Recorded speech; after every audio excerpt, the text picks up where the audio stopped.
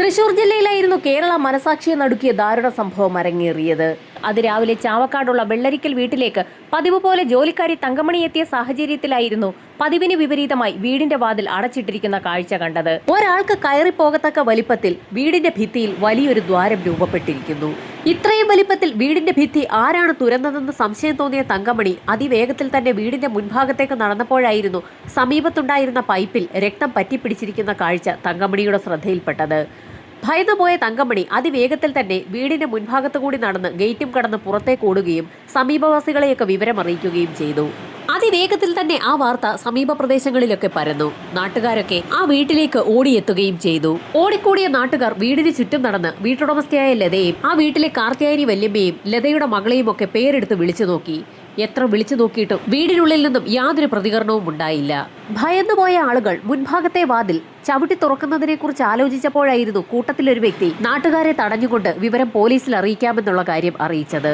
അയാളുടെ ഇടപെടൽ ഫലം ചെയ്തു എന്ന് തന്നെ പറയാം. കൂട്ടത്തിലുള്ള ഒരു വ്യക്തി സമീപത്തുള്ള സ്റ്റേഷനിൽ വിളിച്ച് ചാവക്കാടുള്ള വീട്ടിൽ അസ്വാഭാവികമായ ചില സംഭവങ്ങൾ ഉണ്ടായി എന്നുള്ള കാര്യം ധരിപ്പിക്കുകയും ചെയ്തു.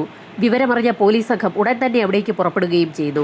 സംഭവസ്ഥലത്തെത്തിയ പോലീസുകാരുടെ ശ്രദ്ധ ആദ്യം പിടിച്ചു പറ്റിയത് വീടിന്റെ ചുമരിൽ രൂപപ്പെട്ടിട്ടുള്ള ആ ദ്വാരത്തിലേക്കാണ്. ആ ദ്വാരത്തിനുള്ളിലേക്ക് നോക്കിയ സമയത്ത് ആ വീട്ടിലേക്കുള്ള ടെലിഫോൺ കേബിൾ കട്ട് ചെയ്തിരിക്കുന്ന നിലയിലാണെന്നുള്ളത് പോലീസിന് വ്യക്തമായി. വീടിനുള്ളിലേക്കുള്ള ടെലിഫോൺ കേബിൾ കട്ട് ചെയ്ത വ്യക്തിയോ വ്യക്തികളോ ആ വീട് തുറന്ന് അകത്തേക്ക് കയറിയിരിക്കുകയാണ്. ആ വീടിനുള്ളിൽ എന്താണ് സംഭവിച്ചതെന്ന് മനസ്സിലാക്കുന്നതിന് വേണ്ടി നാട്ടുകാരുടെ കൂടി സഹായത്തോടെ പോലീസ് സംഘം വീടിന്റെ മുൻവശത്തെ വാതിൽ ഇടിച്ചു തുറന്നു. വാതിൽ ഇടിച്ചു തുറന്ന് അകത്തേക്ക് കയറിയ നാട്ടുകാരും പോലീസ് സംഘവും ഒന്നടങ്കം ഞെട്ടിപ്പോയി. വീടിനുള്ളിലെ പ്രധാന ഹാളിൽ സ്റ്റെയർ കേസിന് സമീപത്തായി ആ വീട്ടിലെ ഗൃഹനാഥയായ ലത രക്തത്തിൽ കുളിച്ചു കിടക്കുകയാണ്. ലതയുടെ ശരീരത്തിൽ നിന്നും രക്തമൊഴുകി പ്രധാന ഹാളിലൂടെ അടുക്കള ഭാഗത്തെ ഓവുചാൽ വഴി വീടിന് പുറത്തേക്ക് എത്തിയതുകൊണ്ടാണ് വീടിന് പുറത്തെ പൈപ്പിന് സമീപത്തായി രക്തം വീണ് കിടക്കുന്ന കാഴ്ച ജോലിക്കാരി തങ്കമണി കണ്ടത്. ലതയുടെ അവസ്ഥ കണ്ട പോലീസുകാർ ആ വീട്ടിലുള്ള മറ്റുള്ള മുറികൾ കൂടി പരിശോധിച്ചു നോക്കി. അപ്പോഴായിരുന്നു ആ വീടിനുള്ളിലെ വടക്ക് ഭാഗത്തുള്ള മുറിയിൽ വീട്ടിലെ മുതിർന്ന സ്ത്രീയായ കാർത്തിയായനി മുറിവേറ്റ് കിടക്കുന്ന കാഴ്ച പോലീസുകാരുടെ ശ്രദ്ധയിൽപ്പെട്ടത്. കാർത്തിയായനി വല്യമ്മയുടെ അടുത്തേക്കെത്തിയ സമയത്ത് ആ സ്ത്രീക്ക് ജീവനുണ്ടെന്ന് പോലീസ് സംഘത്തിന് വ്യക്തമായി.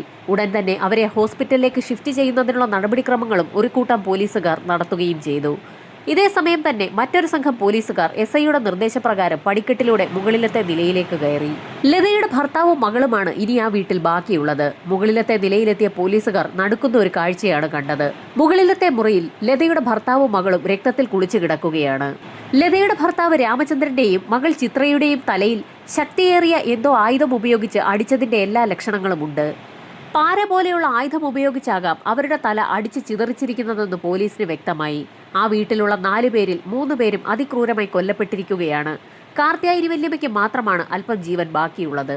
മുകളിലത്തെ നിലയിൽ നിന്നും പടിക്കെട്ടുകൾ ഇറങ്ങി താഴേക്കെത്തിയ സമയത്ത് പോലീസ് സംഘം വീണ്ടും ലതയുടെ ശരീരത്തിലേക്ക് ഒന്നുകൂടി നോക്കി. ലതയുടെ ശരീരമാകെ കുത്തി മുറിവേൽപ്പിച്ചതിന്റെ പാടുകളാണ്. ലതയുടെ ശരീരത്തിൽ നിന്നും ഇപ്പോഴും രക്തം ഒലിച്ചിറങ്ങിക്കൊണ്ടിരിക്കുകയാണ്. അതിൽ നിന്നും കൊലപാതകങ്ങൾ നടന്നിട്ട് അധിക സമയമായിട്ടില്ല എന്നുള്ള കാര്യം പോലീസിന് വ്യക്തമായി.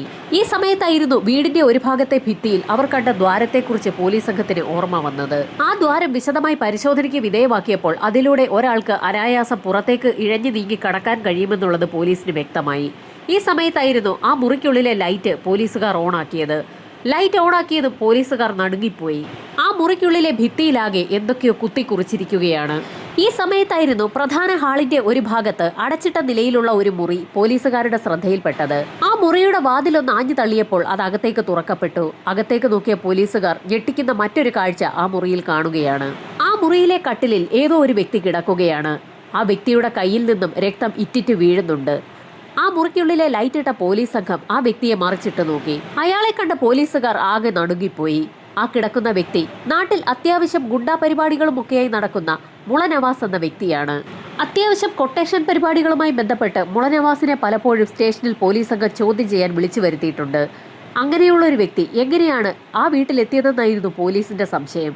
ആ വീട്ടിലെത്തിയ മുളനവാസിന്റെ കൈകൾ എങ്ങനെയാണ് മുറിഞ്ഞതെന്നും പോലീസിന് സംശയം തോന്നി. ഇത്തരത്തിലുള്ള പല ചോദ്യങ്ങളും പോലീസിന്റെ മനസ്സിലേക്ക് എത്തിയപ്പോഴായിരുന്നു ആ മുറിയിൽ കുത്തിക്കുറിച്ചിട്ടുള്ള പല വാചകങ്ങളിലേക്കും പോലീസിന്റെ ശ്രദ്ധ പതിയുന്നത്. രക്തം കൊണ്ടാണ് ആ ഭിത്തിയിലെ വാചകങ്ങളൊക്കെ എഴുതിയിട്ടുള്ളത്. അതിലെ പ്രധാനപ്പെട്ട ഒരു വാചകം തന്റെ മരണത്തിന് ഉത്തരവാദി ആ വീട്ടിലെ ലതയാണെന്നാണ് കുത്തിക്കുറിച്ചിരിക്കുന്നത്. ഈ വാചകങ്ങൾ അത്രയും എഴുതിയിരിക്കുന്നത് ആരാണെന്നുള്ള കാര്യത്തിൽ പോലീസിന് സംശയം തോന്നി. എന്താണ് അവിടെ സംഭവിക്കുന്നതെന്ന് ഒന്നും മനസ്സിലാകാൻ കഴിയാത്ത ഒരവസ്ഥയിലേക്കാണ് പോലീസ് പിന്നീട് എത്തിയത്. സംഭവം അറിഞ്ഞ് ഉന്നത ഉദ്യോഗസ്ഥരടങ്ങുന്ന സംഘം ആ വീട്ടിലേക്ക് എത്തി. നവാസിനെ പരിശോധിച്ച പോലീസിന് അയാൾക്ക് ജീവനുണ്ടെന്നുള്ള കാര്യം വ്യക്തമായപ്പോൾ തന്നെ നവാസിനെ ഹോസ്പിറ്റലിലേക്ക് ഷിഫ്റ്റ് ചെയ്തു. പോലീസ് സംഘത്തിന്റെ നിർദ്ദേശമനുസരിച്ച് ഫോറൻസിക് ടീമും ഡോഗ് സ്ക്വാഡ് സംഭവസ്ഥലത്തേക്ക് എത്തി. SI അടങ്ങുന്ന സംഘം ഉന്നത ഉദ്യോഗസ്ഥരുമായി ചേർന്ന് തുടർ നടപടികളെക്കുറിച്ച് ആലോചിക്കുന്നതിനിടയിലായിരുന്നു ഹോസ്പിറ്റലിൽ നിന്നും പോലീസുകാരെ തേടി ഒരു ഫോൺ കോൾ എത്തിയത്. അതീവ ഗുരുതരാവസ്ഥയിൽ ഹോസ്പിറ്റലിലേക്ക് നാട്ടുകാർ ചേർന്ന് ഷിഫ്റ്റ് ചെയ്ത കാർത്തിയാനി വല്യമ്മയുടെ മരണം സംഭവിച്ചിരിക്കുകയാണ്. അവരെ രക്ഷപ്പെടുത്താൻ ഹോസ്പിറ്റൽ അധികാരികൾക്ക് കഴിഞ്ഞിട്ടില്ല. ആ വീട്ടിലുള്ള കൊല്ലപ്പെട്ട 4 പേരെ കൂടാതെ മുള നവാസ് എന്നൊരു ഗുണ്ടയെ കൂടി ഇപ്പോൾ പോലീസുകാർ ആ വീട്ടിൽ നിന്ന് തന്നെ കണ്ടെത്തി ഹോസ്പിറ്റലിലാക്കിയിരിക്കുകയാണ്. മറ്റുള്ളവരുടെ ശരീരത്തിലുള്ള മുറിവുകളെ അപേക്ഷിച്ച് മുളനവാസിന്റെ ശരീരത്തിൽ മുറിവുകൾ താരതമ്യേന കുറവാണ്. നവാസ് കിടന്നിരുന്ന മുറിയിലും അതുപോലെ തന്നെ തുരങ്കമുണ്ടാക്കിയിട്ടുള്ള മുറിയിലെ ഭിത്തിയിലും ധാരാളം കാര്യങ്ങൾ എഴുതി വെച്ചിട്ടുണ്ട്. ആ വീട്ടിലെ വ്യക്തികളെക്കുറിച്ചും അവരുടെ കൊലപാതകങ്ങളെക്കുറിച്ചുമൊക്കെയാണ് ഭിത്തിയിൽ എഴുതിയിട്ടുള്ളത്. ആ കാര്യങ്ങളിൽ എത്രത്തോളം വാസ്തവമുണ്ടെന്നറിയണമെങ്കിൽ ആശുപത്രിയിൽ അഡ്മിറ്റായിട്ടുള്ള മുളനവാസിന് ബോധം വീഴണം. സംഭവം നടന്ന വീടിനുള്ളിൽ ഇൻക്വസ്റ്റ് നടപടികൾ പുരോഗമിക്കുന്ന സാഹചര്യത്തിൽ SI ഉൾപ്പെടുന്ന സംഘം പരിസരവാസികളെയൊക്കെ ചോദ്യം ചെയ്യൽ ആരംഭിച്ചു. കൊല്ലപ്പെട്ട 4 പേർ മാത്രമാണ് ആ വീട്ടിലെ താമസക്കാർ. അപ്പോൾ അവിടെ കണ്ട അഞ്ചാമനെക്കുറിച്ച് എന്താണ് പറയാനുള്ളതെന്ന് പോലീസ് സംഘം നാട്ടുകാരോട് ചോദിച്ചു. അഞ്ചാമനായ മുളനവാസ് എന്ന വ്യക്തി ഇടയ്ക്കിടയ്ക്ക് ആ വീട്ടിലേക്ക് വരുന്ന ഒരു വ്യക്തി തന്നെയാണ്. നവാസും ആ വീട്ടുകാരും തമ്മിൽ നല്ല അടുപ്പത്തിലാണ്. നവാസിന്റെ വാഹനത്തിൽ ഇടയ്ക്കൊക്കെ വീട്ടുടമസ്ഥയായ ലത യാത്ര ചെയ്യാറുമുണ്ട്. ഫോറൻസിക് സംഘം ഈ സമയത്ത് ആ വീടിന്റെ ഭിത്തിയിൽ ഉണ്ടാക്കിയിട്ടുള്ള തുരങ്കം വിശദമായി തന്നെ പരിശോധിച്ചു. ഉളി പോലെയുള്ള എന്തോ മൂർച്ചയേറിയ ആയുധം ഉപയോഗിച്ചാണ് ആ തുരങ്കം നിർമ്മിച്ചിരിക്കുന്നത്. ആ വീട്ടിൽ 4 പേർ താമസിക്കുന്ന സമയത്ത് തന്നെ ഭിത്തിയിൽ അത്തരത്തിൽ വലിയൊരു തുരങ്കമുണ്ടാക്കിയ വ്യക്തി ആരായാലും വളരെ മിടുക്കൻ തന്നെയാണെന്ന് പോലീസ് സംഘത്തിന് വ്യക്തമായി. ആ വീട്ടിൽ ഏതെങ്കിലും തരത്തിലുള്ള മോഷണം നടന്നിട്ടുണ്ടോ എന്നുകൂടി പോലീസ് സംഘം വിശദമായി പരിശോധിച്ചു. തിരുട്ട് ഗ്രാമങ്ങളിൽ നിന്നെത്തുന്ന വ്യക്തികൾ വീടുകൾ ഇതേ രീതിയിൽ തുരന്ന് അകത്ത് കയറി ആളുകളെ കൊലപ്പെടുത്തിയ ശേഷം കവർച്ച നടത്തുന്നത് പതിവായതുകൊണ്ട് തന്നെ അത്തരത്തിൽ എന്തെങ്കിലും നടന്നിട്ടുണ്ടോ എന്ന് പോലീസ് സംഘം അന്വേഷണം ആരംഭിച്ചു. എന്നാൽ വീടിനുള്ളിലുള്ള മേശവലിപ്പുകളോ അലമാരകളോ ഒന്നും തന്നെ തുറന്നിട്ടില്ല. അതുകൊണ്ട് തന്നെ അവിടെ ഒരു കവർച്ച നടന്നതിന്റെ യാതൊരു ലക്ഷണവും കണ്ടെത്താൻ പോലീസ് സംഘത്തിന് കഴിഞ്ഞില്ല. തുരങ്കം വഴി വീടിനുള്ളിലേക്ക് എത്തിയ വ്യക്തികൾ അല്ലെങ്കിൽ വ്യക്തി ആ വീട്ടിലുള്ള ആളുകളെ കൊലപ്പെടുത്തിയ ശേഷം ഒരുപക്ഷെ ആ തുരങ്കത്തിലൂടെ ഇറങ്ങി പുറത്തേക്ക് പോയി രക്ഷപ്പെട്ടിരിക്കാമെന്ന് പോലീസ് വിലയിരുത്തി. ഡോഗ് സ്ക്വാഡിനെ കൊണ്ടുവന്ന് പരിശോധന നടത്തിയെങ്കിലും വീടിനുള്ളിലൊക്കെ മണം പിടിച്ച പോലീസ് നായ വീടിനുള്ളിൽ തന്നെ നിൽക്കുകയാണ് ചെയ്തത്. ഒരുപക്ഷെ പ്രതികൾ തുരങ്കത്തിലൂടെയാണ് രക്ഷപ്പെട്ടതെങ്കിൽ പോലീസ് നായയ്ക്ക് ആ തുരങ്കത്തിലൂടെ പോകാനുള്ള ബുദ്ധിമുട്ട് കാരണമാകാം അത് വീടിനുള്ളിൽ തന്നെ നിലയുറപ്പിച്ചിരിക്കുന്നതെന്ന് പോലീസിന് സംശയം തോന്നി. ഒരു തരത്തിലും അന്വേഷണവുമായി മുൻപോട്ട് പോകാൻ കഴിയാതെ വന്ന ഒരു സാഹചര്യത്തിലായിരുന്നു ഹോസ്പിറ്റലിൽ നിന്നും അവിടെ അഡ്മിറ്റ് ആക്കപ്പെട്ടിട്ടുള്ള നവാസിന് ബോധം തെളിഞ്ഞു എന്നുള്ള വിവരം ഹോസ്പിറ്റൽ അധികാരികൾ പോലീസിനെ വിളിച്ചറിയിച്ചത്. ഇതിനോടകം തന്നെ കൊല്ലപ്പെട്ട ആളുകളുടെ ഇൻക്വസ്റ്റ് നടപടികൾ പൂർത്തിയാക്കി മൃതദേഹങ്ങൾ പോസ്റ്റ്മോർട്ടത്തിനായി ഷിഫ്റ്റ് ചെയ്തിരുന്നു. ഹോസ്പിറ്റലിൽ അഡ്മിറ്റ് ആയിട്ടുള്ള നവാസിന് ബോധം തെളിഞ്ഞു എന്നറിഞ്ഞ നിമിഷത്തിൽ തന്നെ SI ഉൾപ്പെടുന്ന സംഘം ഹോസ്പിറ്റലിലേക്ക് പുറപ്പെട്ടു. ഡോക്ടറുടെ അനുവാദത്തോടു കൂടി തന്നെ SI ഉൾപ്പെടുന്ന സംഘം നവാസിനോട് പല കാര്യങ്ങളും ചോദിച്ചു തുടങ്ങി. നവാസ് തനിക്കറിയാവുന്ന പല കാര്യങ്ങളും പോലീസിനോട് തുറന്നു പറഞ്ഞു. ആ വീട്ടിലെ ലതയുമായി നവാസിന് നല്ല അടുപ്പമാണ്. ലത പറഞ്ഞതിന്റെ അടിസ്ഥാനത്തിൽ ലതയെ കാണുന്നതിന് വേണ്ടിയായിരുന്നു അതിരാവിലെ തന്നെ നവാസ് ആ വീട്ടിലേക്ക് എത്തിയത്. വീടിന്റെ അടുക്കളവാതിൽ തുറന്നു വെച്ചേക്കാമെന്ന് ലത നേരത്തെ തന്നെ നവാസിനെ അറിയിച്ചിരുന്നു. പറഞ്ഞതുപോലെ തന്നെ വീടിന്റെ അടുക്കളവാതിൽ തുറന്നു വെച്ച നിലയിലായിരുന്നു.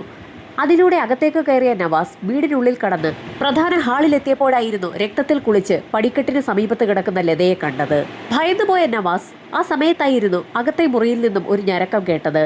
ആ മുറിയിലേക്ക് ഓടിയെത്തിയ സമയത്ത് അവിടെ കാർത്തിയാനി വല്യമ്മ ബോധരഹിതയായി കിടക്കുന്ന കാഴ്ചയാണ് നവാസ് കണ്ടത്. ആ വീട്ടിലുള്ള മറ്റ് 2 അംഗങ്ങളായ രാമചന്ദ്രനും മകളും അവിടെ ഉണ്ടോ എന്ന് നോക്കുന്നതിന് വേണ്ടി മുകളിലത്തെ നിലയിലെത്തിയപ്പോഴായിരുന്നു അച്ഛനും മകളും തല ചിതറി രക്തത്തിൽ കുളിച്ച് ആ മുറിയിൽ കിടക്കുന്ന കാഴ്ച നവാസ് കണ്ടത്. എന്ത് ചെയ്യണമെന്നറിയാതെ സമീപത്തുണ്ടായിരുന്ന മുറിയിലേക്ക് നവാസ് കയറുകയും തന്റെ കയ്യിലെ ഞരമ്പ് മുറിച്ച് ആത്മഹത്യയ്ക്ക് ശ്രമിക്കുകയും ചെയ്തു. ഇത്രയും കാര്യങ്ങൾ മാത്രമാണ് തനിക്ക് ഓർമ്മയുള്ളതെന്ന് നവാസ് പോലീസിനോട് പറഞ്ഞു. ഇത്രയും കേട്ട പോലീസ് സംഘം എന്തിനാണ് ലതയുടെ വീട്ടിലേക്ക് നവാസ് എത്തിയതെന്ന് അയാളോട് ചോദിച്ചു. തന്റെ പേരിൽ ചില കേസുകളുണ്ടെന്നും ഒളിവിൽ താമസിക്കുന്നതിന് ലത സഹായം ചെയ്യാമെന്ന് പറഞ്ഞിരുന്നുവെന്നും അതുകൊണ്ടാണ് ലതയുടെ വീട്ടിലേക്ക് താൻ എത്തിയതെന്നുമായിരുന്നു നവാസിന്റെ മറുപടി. നവാസുമായി ബന്ധപ്പെട്ട് ആ സമയത്ത് ഒരു കള്ളനോട്ട് കേസ് നിലവിലുണ്ടായിരുന്നു. ലതയെ പല സാഹചര്യത്തിലും നവാസ് സഹായിച്ചിട്ടുള്ളത് കൊണ്ട് തന്നെ അതിന്റെ പ്രത്യുപകാരമായി തനിക്ക് ഒളിവിൽ താമസിക്കാൻ ലത അവസരമൊരുക്കി തരാമെന്ന് നേരത്തെ തന്നെ പറഞ്ഞിരുന്നതായും നവാസ് പോലീസിന് മൊഴി നൽകി. നവാസ് പറഞ്ഞ കാര്യങ്ങളൊക്കെ വിശദമായി തന്നെ പോലീസ് സംഘം രേഖപ്പെടുത്തുകയും ഉന്നത ഉദ്യോഗസ്ഥരെ അറിയിക്കുകയും ചെയ്തു. ഇതേ സമയം തന്നെ ലതയുടെയും മറ്റുള്ള അംഗങ്ങളുടെയും പോസ്റ്റ്മോർട്ടം നടപടികൾ പുരോഗമിക്കുകയായിരുന്നു. ലതയുടെ പോസ്റ്റ്മോർട്ടം നടത്തിയ ഡോക്ടർമാർ ഞെട്ടിപ്പിക്കുന്ന ചില കണ്ടെത്തലുകളാണ് പോലീസിനെ അറിയിച്ചത്. ലതയുടെ ശരീരത്തിൽ 38 തവണ കുത്തേറ്റതിന്റെ പാടുകളാണുള്ളത്. ബാക്കിയുള്ള മരണങ്ങളൊക്കെ പെട്ടെന്ന് തന്നെ സംഭവിച്ചിട്ടുള്ളതാണ്. കൂട്ടത്തിൽ അതിക്രൂരമായി കൊലപ്പെടുത്തിയിരിക്കുന്നത് ലതയാണെന്ന് മാത്രം. ആശുപത്രിയിൽ പോസ്റ്റ്മോർട്ടം നടപടികൾ പുരോഗമിക്കുന്ന സാഹചര്യത്തിൽ SI ഉൾപ്പെടുന്ന സംഘം ആ വീടിന് സമീപത്തുള്ള ആളുകളെയും ജോലിക്കാരി തങ്കമണിയെയും വിശദമായ ചോദ്യം ചെയ്യലിന് വിധേയമാക്കുകയായിരുന്നു. തലേദിവസം വൈകുന്നേരം ജോലിക്കാരി തന്റെ ജോലികൾ പൂർത്തിയാക്കി അവിടെ നിന്ന് മടങ്ങുമ്പോൾ ആ വീട്ടിലുള്ള എല്ലാവരും വളരെ സന്തോഷത്തിലായിരുന്നു. അതുകൊണ്ട് തന്നെ ആ വീട്ടിലുള്ള വ്യക്തികൾ ആരും തന്നെ പരസ്പരം കൊലപ്പെടുത്താനുള്ള സാധ്യത തീരെ കുറവാണെന്ന് ജോലിക്കാരി പോലീസിനോട് പറഞ്ഞു. ജോലിക്കാരെയും നാട്ടുകാരെയും ഒക്കെ വിശദമായി ചോദ്യം ചെയ്യുന്നതിനിടയിലായിരുന്നു പോലീസിന് ഒരു നിർണായക മൊഴി വീണ് കിട്ടിയത്. സമീപത്തുണ്ടായിരുന്ന ഒരു ഓട്ടോറിക്ഷ ഡ്രൈവർ രാമൻ ചില നിർണായക കാര്യങ്ങളാണ് പോലീസിനോട് പറഞ്ഞത്. ഗുരുവായൂരിൽ നിന്നും നവാസിനെ സംഭവം നടന്ന ദിവസം രാത്രിയിൽ ലതയുടെ വീടിന്റെ പരിസരത്ത് നിന്നും 100 മീറ്റർ അകലെയുള്ള ഒരു സ്ഥലത്ത് തന്റെ ഓട്ടോയിൽ നിന്നും ഇറക്കി വിട്ടു എന്നുള്ളതാണ് രാമൻ എന്ന ഡ്രൈവർ പോലീസിന് മൊഴി നൽകിയത്. രാത്രി ഏകദേശം 10 മണിയോടുകൂടിയാണ് തന്റെ ഓട്ടോയിൽ നിന്നും നവാസിനെ അവിടെ ഇറക്കി വിട്ടതെന്ന് ഓട്ടോ ഡ്രൈവർ പറഞ്ഞതോടെ പോലീസ് സംഘത്തിന് ആകെ അമ്പരപ്പായി. അവിടെ നിന്നും കഥയാകെ മാറിമറിയുകയാണ്. നവാസിന്റെ മൊഴി അനുസരിച്ച് അയാൾ അതിരാവിലെയാണ് ലതയുടെ വീട്ടിലേക്ക് എത്തിയിരിക്കുന്നത്. പോസ്റ്റ്മോർട്ടം റിപ്പോർട്ട് അനുസരിച്ച് എല്ലാ കൊലപാതകങ്ങളും രാവിലെയാണ് നടന്നിരിക്കുന്നത്. എന്നാൽ ഓട്ടോക്കാരൻ പറയുന്നത് രാത്രി 10 മണിയോടുകൂടി നവാസിനെ ലതയുടെ വീടിന്റെ പരിസരത്ത് ഇറക്കി വിട്ടുവെന്നാണ്. മൊഴികളിലെ വൈരുദ്ധ്യം പോലീസിനെ ആകെ കൺഫ്യൂഷനിലാക്കി. നവാസ് ആ വീട്ടിൽ ഒളിച്ചു താമസിക്കാൻ എത്തിയതായിരുന്നു എന്നും ആ വീട്ടിലെ നടക്കുന്ന കാഴ്ചകൾ കണ്ടപ്പോൾ അയാൾ ആത്മഹത്യക്ക് ശ്രമിച്ചതാണെന്നും പറഞ്ഞ മൊഴിയിൽ പോലീസിന് തീർത്തും വിശ്വാസം തോന്നിയില്ല. പോലീസ് സംഘം അന്വേഷണം കൂടുതൽ വിപുലമാക്കാൻ തീരുമാനിച്ചു. തൊട്ടടുത്ത ദിവസം തന്നെ ആ വീട്ടിൽ ശവസംസ്കാര ചടങ്ങുകൾ നടന്നു. ശവസംസ്കാര ചടങ്ങുകളിൽ പങ്കെടുക്കാനെത്തിയ ബന്ധുക്കളിൽ ഒരാൾ ചില നിർണായക കാര്യങ്ങൾ പോലീസിനോട് പറഞ്ഞു. ഏതാനും നാളുകൾക്ക് മുൻപാണ് ലത പറഞ്ഞ ചില കാര്യങ്ങൾ ആ ബന്ധു അറിയുന്നത്. മുളനവാസ് എന്ന വ്യക്തി അവരെ നിരന്തരമായി ഭീഷണിപ്പെടുത്തുന്നു എന്നും അവരുടെ വീട്ടിലെത്തി ശല്യം ചെയ്യുന്നു എന്നുമായിരുന്നു ലത ആ ബന്ധുവിനോട് പറഞ്ഞത്. ഒരിക്കൽ ആ ബന്ധു അവരുടെ വീട്ടിലെത്തിയ സമയത്ത് മുളനവാസ് അവരുടെ പ്രധാന ഹാളിലിരുന്ന് ഉറക്കെ സംസാരിക്കുന്നതും ഭീഷണിപ്പെടുത്തുന്നതും കേൾക്കുകയും ചെയ്തു. എന്നാൽ ആ ബന്ധുവിനെ കണ്ട സമയത്ത് നവാസ് ആ വീട്ടിൽ നിന്ന് ഇറങ്ങിപ്പോവുകയായിരുന്നു. ഇത്തരത്തിൽ ലത എന്ന സ്ത്രീ പറഞ്ഞിട്ടുള്ള കാര്യങ്ങളും തനിക്ക് അനുഭവമുള്ള കാര്യങ്ങളുമൊക്കെ ആ ബന്ധു പോലീസിനോട് വിശദമായി തന്നെ പറഞ്ഞു. നവാസിന് ലതയോട് ഒരു വിരോധമുണ്ടെന്നുള്ള കാര്യം ആ വ്യക്തിയുടെ മൊഴിയിൽ നിന്ന് പോലീസിന് വ്യക്തമായി. അത് മനസ്സിലാക്കിയ ഉടൻ തന്നെ ചുറ്റുവട്ടത്തുള്ള ആളുകളോടും അതേക്കുറിച്ചൊക്കെ പോലീസ് സംഘം ചോദ്യങ്ങൾ ചോദിച്ചു.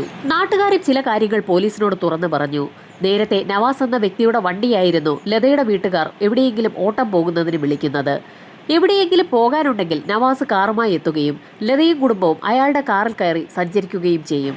എന്നാൽ കഴിഞ്ഞ ഏതാനും നാളുകളായി നവാസിന്റെ വാഹനം ലതയും കുടുംബവും വിളിക്കാറില്ല. പകരം നവാസ് പലപ്പോഴും ആ വീട്ടിലെത്തി ബഹളം വെക്കുന്നത് നാട്ടുകാരിൽ പലരും കണ്ടിട്ടുമുണ്ട്. ഈ സമയത്തായിരുന്നു ആ വീടിനുള്ളിലെ ഭിത്തിയിൽ എഴുതിയിട്ടുള്ള പല കാര്യങ്ങളും പോലീസ് സംഘം വിശദമായി പരിശോധിച്ചത്. ലത എന്ന സ്ത്രീ മരണം അർഹിക്കുന്നു എന്നും അവർക്ക് അർഹതപ്പെട്ട ശിക്ഷയാണ് നൽകിയിരിക്കുന്നതെന്നുമൊക്കെയായിരുന്നു ചുവരിൽ എഴുതിയിട്ടുള്ളത്.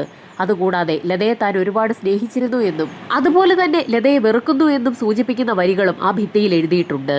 ആ 2 മുറികളിലെയും ഭിത്തികളിൽ എഴുതിയിട്ടുള്ള വരികൾ നവാസ് തന്നെയാണോ എഴുതിയിരിക്കുന്നതെന്ന് അറിയണമെങ്കിൽ അയാളുടെ കൈയക്ഷരം പരിശോധിക്കണം. അതുകൊണ്ട് തന്നെ വിദഗ്ധരായ ഉദ്യോഗസ്ഥർ ഹോസ്പിറ്റലിലെത്തി നവാസിനെ ചോദ്യം ചെയ്യുന്നതിനിടയിലാണ് നവാസിന്റെ കൈവിരലുകൾക്കിടയിൽ പറ്റിപ്പിടിച്ചിരിക്കുന്ന പൊടി അവരുടെ ശ്രദ്ധയിൽപ്പെട്ടത്. ഫോറൻസിക് ടീം വളരെ വിദഗ്ധമായി തന്നെ നവാസിന്റെ വിരലുകൾക്കിടയിലും നഖങ്ങൾക്കിടയിലും പറ്റിപ്പിടിച്ചിരിക്കുന്ന മണ്ണും പൊടിയുമൊക്കെ ശേഖരിക്കുകയും ചെയ്തു.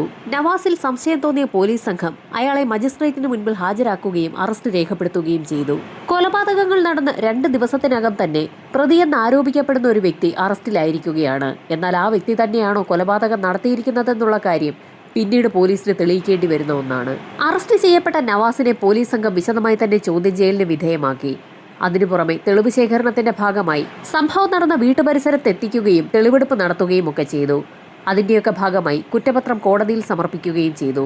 കുറ്റപത്രത്തിൽ പറഞ്ഞിരിക്കുന്ന കഥ ഇങ്ങനെയാണ്. ലതയും നവാസും തമ്മിൽ അടുപ്പത്തിലായിരുന്നു.